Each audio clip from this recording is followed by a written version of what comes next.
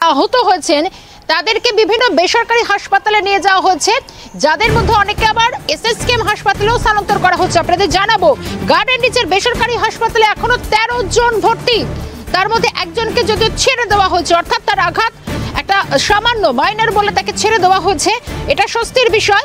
কিন্তু বাকি যে 12 জন রয়েছে, 12 জনের মধ্যে 3 জনকে এসএসকেএম হাসপাতালে পাঠানো হয়েছে, রেফার করা হয়েছে। বেসরকারি হাসপাতালে এখনো 9 জন ভর্তি বলে জানা যাচ্ছে।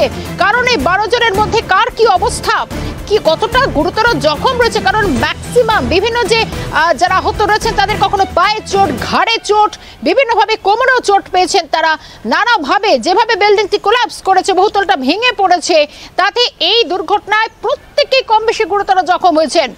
এখনো গার্ডেন রিচের বেসরকারি হাসপাতালে ভর্তি 13 জন, যাদের মধ্যে একজনকে ছেড়ে দেওয়া হয়েছে। সরাসরি নজর রাখবো বেসরকারি হাসপাতাল চত্বর থেকে অয়ন রয়েছেন আমাদের সঙ্গে।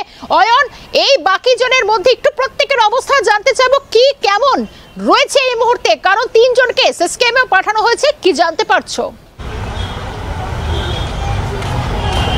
দেখো, আমার সহকর্মী শুভজিৎ দে যে যেমনটা একেবারে ঘটনাস্থলের গোটা বিবরণ তুলে ধরলো, আমি তোমাকে তথ্য দিয়ে রাখবো যে তার সঙ্গে একটু যোগ করে যে ইতিমধ্যে কিন্তু এনডিআরএফ এর যে একেবারে যারা দলরা রয়েছে উদ্ধার কাজ চালাচ্ছে, এবং তার পাশাপাশি ফায়ার ব্রিগেড থেকে শুরু করে বিভিন্ন যারা বাহিনীর কর্তারা রয়েছেন এবং কর্মীরা রয়েছেন, তারা কিন্তু এখনো পর্যন্ত যে এই 134 নম্বর ওয়ার্ডের যে বাড়িটিতে ধস নেমেছে এবং সেই বাড়িটির যে গ্রাউন্ড ফ্লোর, সেই গ্রাউন্ড ফ্লোর কিন্তু পর্যন্ত এখনো পর্যন্ত যারা উদ্ধারকারী দলের সদস্যরা রয়েছেন তারা কিন্তু বলছেন যে কান পাতলে শোনা যাচ্ছে যে গ্রাউন্ড ফ্লোর পর্যন্ত কিন্তু এখনো পর্যন্ত উদ্ধারকারী দলের সদস্যরা পৌঁছাতে পারেননি। কারণ তুমি জানো যে এই 134 নম্বর ওয়ার্ডের 15 নম্বর যে বড় এলাকা, তা অত্যন্ত ঘিঞ্জি এলাকা, যার ফলে কিন্তু রীতিমতো এনডিআরএফ থেকে শুরু করে দমকল এবং বাহিনী যারা উদ্ধার কার্য চালাচ্ছেন তাদের ক্ষেত্রে কিন্তু যথেষ্ট বেগ পেতে হচ্ছে। এবং সেখান থেকে আজকে সকালে যে খবর যে গ্রাউন্ড ফ্লোর পর্যন্ত এখনো পর্যন্ত কিন্তু পৌঁছাতে পারেনি, সেক্ষেত্রে কিন্তু বলা যায় যে মৃতের সংখ্যা এবং আহতের সংখ্যা এখনো পর্যন্ত বাড়তে পারে। এবং যে পরিসংখ্যান পাওয়া যাচ্ছে হাসপাতালের তরফ থেকে, যে পরিসংখ্যান পাওয়া যাচ্ছে, এই যে 134 নম্বর ওয়ার্ডের যে ঘটনাস্থল, যে 15 নম্বর বড় এলাকার যে ঘটনাস্থল, সেই ঘটনাস্থল সংলগ্ন যে বেসরকারি হাসপাতাল রয়েছে, সেই বেসরকারি হাসপাতালে এখনো পর্যন্ত 13 জনকে ভর্তি করা হয়েছিল, যাদের মধ্যে একজনকে গতকাল রাতেই তার ইনজুরি মাইনর বলে তাকে ছেড়ে দেওয়া হয়েছে, এবং তার পাশাপাশি 3 জনকে স্থানান্তর করা হয়েছে এসএসকেএম মেডিকেল কলেজ হাসপাতাল, এবং পাশাপাশি এখনো পর্যন্ত 9 জন এই বেসরকারি হাসপাতালে চিকিৎসাধীন রয়েছেন।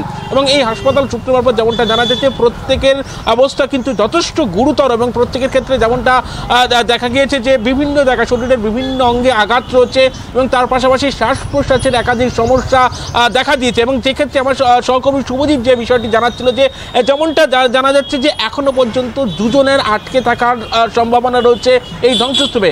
সেক্ষেত্রে দাঁড়িয়ে এনডিআরএফ এর তরফ থেকে উদ্ধারকারী দলের সদস্যরা তারা যখনই গ্রাউন্ড ফ্লোরে পৌঁছাবেন, সেখান থেকে তখনই কিন্তু এই 2 জনকে উদ্ধার করা সম্ভব।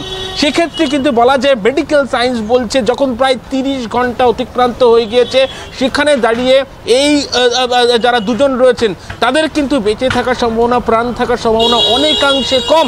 যদিও কিন্তু অনেকটা আশা থাকছে, যারা উদ্ধারকারী দলের সদস্যরা গতকাল যে ছবিটা দেখা গিয়েছিল, যারা উদ্ধার কার্য চালাচ্ছিলেন সেই সময় তারা আওয়াজ পাচ্ছিলেন যে আটকে রয়েছেন কয়েকজন, সেক্ষেত্রে দাঁড়িয়ে তাদের কাছে অক্সিজেন সিলিন্ডার পৌঁছে দেওয়া হয়েছিল, জল পৌঁছে দেওয়া হয়েছিল, এবং সেক্ষেত্রে দাঁড়িয়ে যদি উদ্ধারকারী দলের সদস্যরা তাদের কাছে অতি দ্রুত পৌঁছান, সেক্ষেত্রে কিন্তু অনেকটা তাদের বাঁচার আশঙ্কা শেষ মুহূর্ত পর্যন্ত থেকে যায়। কিন্তু আশঙ্কার কারণ হয়ে দাঁড়াচ্ছে যেমন এই যে ধ্বংসস্তূপের গ্রাউন্ড ফ্লোর অবধি যেখানে পৌঁছাতে পারেনি এনডিআরএফ এর আধিকারিকরা, সেখানে দাঁড়িয়ে আজ সকালবেলাতে কিন্তু স্নিফার ডগ আনা হয়েছে। ইতিমধ্যেই তুমি দেখতে পাচ্ছ যে গলিটি দাঁড়িয়ে হচ্ছে, আমরা ভিতরে ঢোকার কোনোভাবেই কিন্তু অনুমতি নেই, উদ্ধার কার্য চলছে।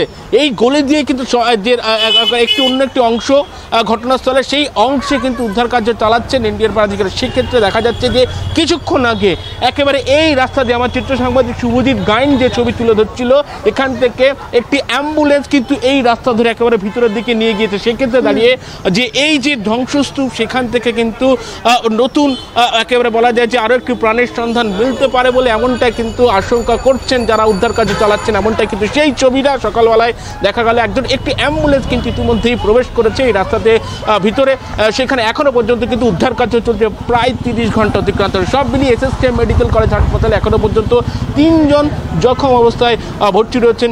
9 জন এই একেবারে ঘটনাস্থল সংলগ্ন যে বেসরকারি হাসপাতাল, সেই বেসরকারি হাসপাতালে আপাতত চিকিৎসাধীন রয়েছেন। এবং সব মিলিয়ে সরকারিভাবে মৃতের সংখ্যা যেমনটা জানানো হচ্ছে 9 জনের মৃত্যু হয়েছে এই বিপর্যয়ের ঘটনা।